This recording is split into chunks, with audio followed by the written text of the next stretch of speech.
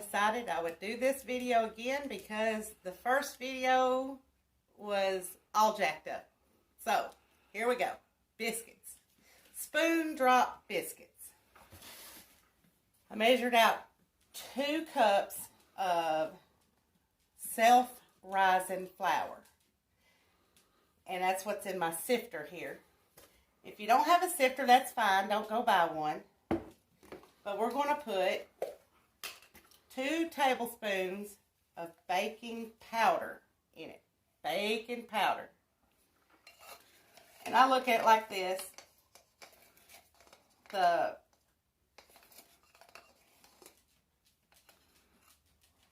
one tablespoon of baking powder to each cup. So if you want to make a double batch, you can. Just if you got 1 cup or 2 cups or 3 cups, that's how many tablespoons of baking powder you put in here.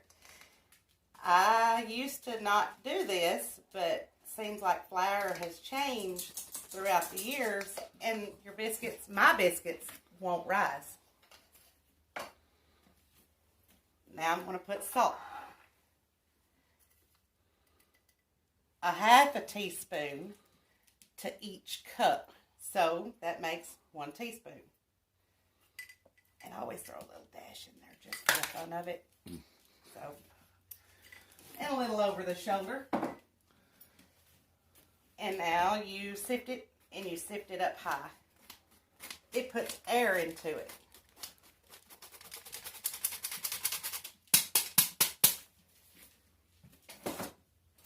Then you take your trusty whisk, and you just do this. Be violent with it if you want to. Just don't choke yourself out with the powder. But it puts more air into it.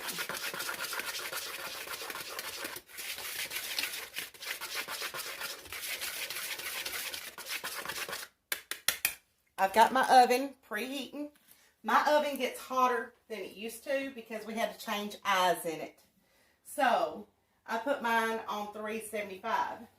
But you want to cook a biscuit on a high heat. So, if it had the original heating element in it, it would be at 400 degrees.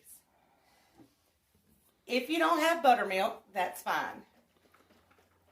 This is my homemade buttermilk for cooking only. But it's regular milk to about the shoulder, and then I add vinegar to the top right here, and then you just shake it up, make it up before, let it at least set for 10 minutes before you start using it. Okay, this is an aluminum pan, I guess. It's an air bake pan. I spray it with non-stick spray.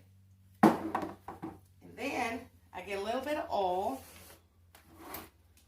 and I put into it. Not much, just enough to swirl around a little bit. And I just kind of swish it around with a paper towel, get it in there. Now, you want to make a little well in your flour to pour your buttermilk in.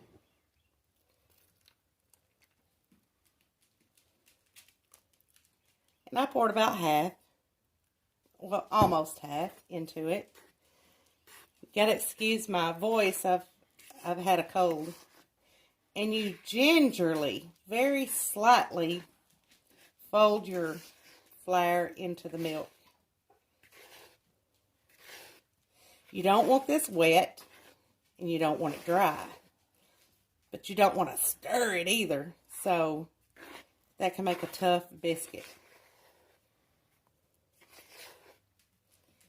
I need a little bit more milk.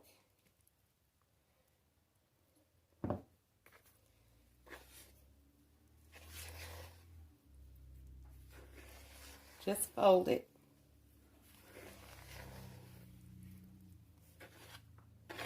Make sure you scrape that bottom of your bowl. You can see it's still a little dry.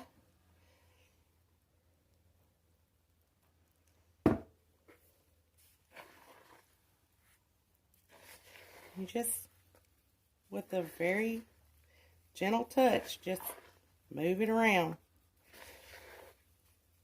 till all the milk gets incorporated. It's still a little dry.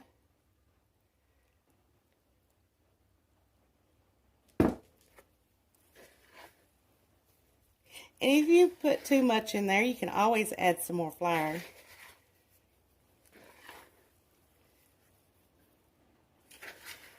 It's coming together. Look at that.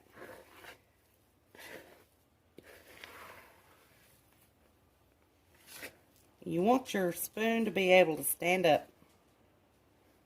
Okay, we're going to pause this and I'll be back. Alright, out of a pint, I use this much. Now, that doesn't necessarily mean that you're going to use that much because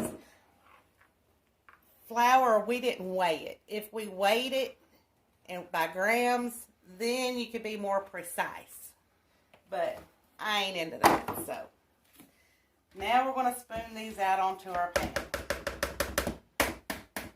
My hands were washed, y'all, I promise.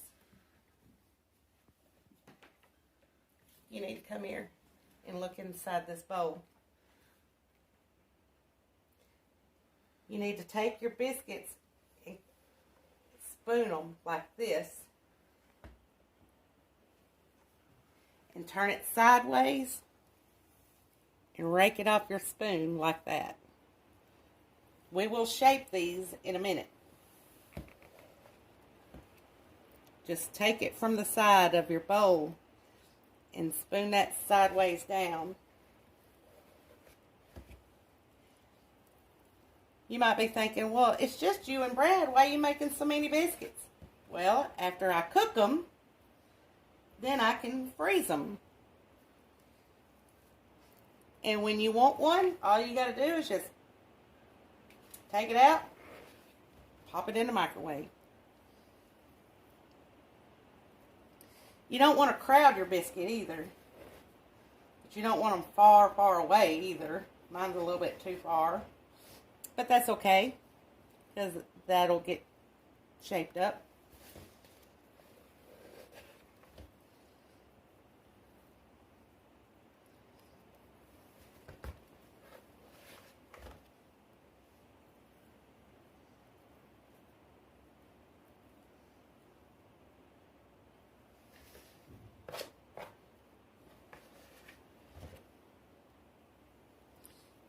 One right here. Because see, they'll get scooted over. No biggie.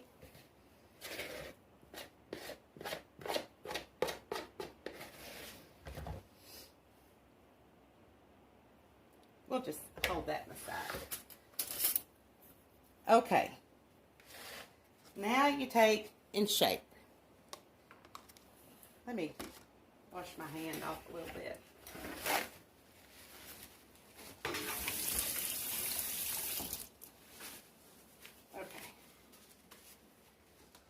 Take a regular big spoon and you just don't apply pressure. Just put it on top of the biscuit and you take and shape it into a circle, into a biscuit. Shape it. And you just do this till you get them shaped up the way you like them. See how it slides around? Like I said, don't apply pressure. And spoon drop biscuits is not made to look like a rolled out biscuit. But you want these tops smooth or they'll be knotty. And those knots will be hard no matter how much butter you top them with.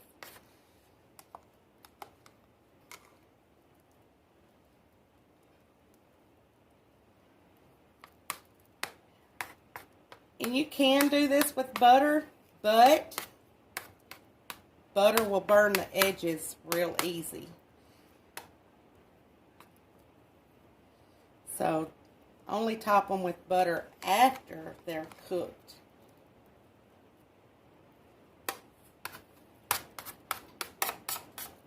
See how I'm shaping those up?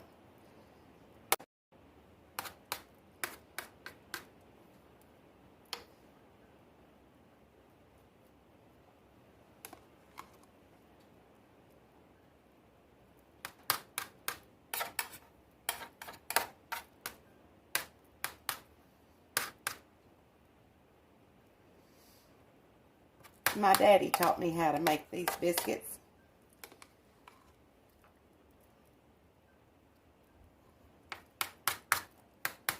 And I love them.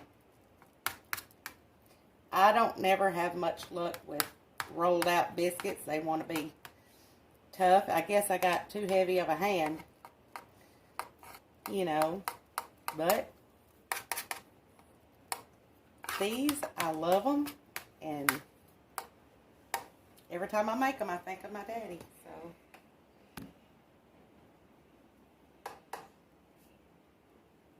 alright. We're going to pause it. I'm going to time it. See how long it took to make these biscuits. And I'll be back.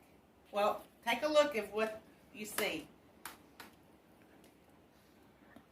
Can you see it?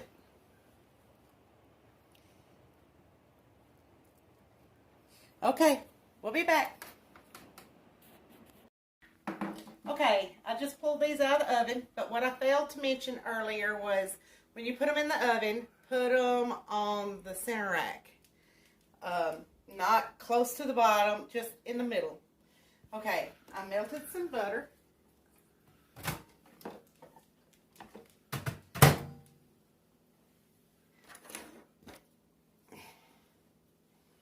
And I'm just going to top them with melted butter. It's not margarine, it's butter.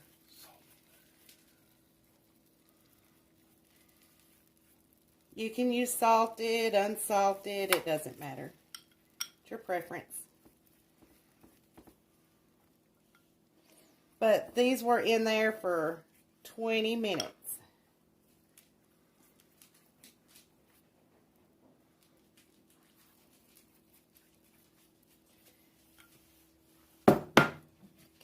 Now you just want to, let me turn this light off. Maybe you can see them a little bit better. They got a little crust, a little thin, crunchy bottom. And they're nice and fluffy. They're not thick. And there you go. I hope you try these. I love y'all. And sorry the first video was such a disaster. Parts was left out and everything. But maybe we got it this time. And I hope you try them. And I hope you love them just as much as we do. Bye.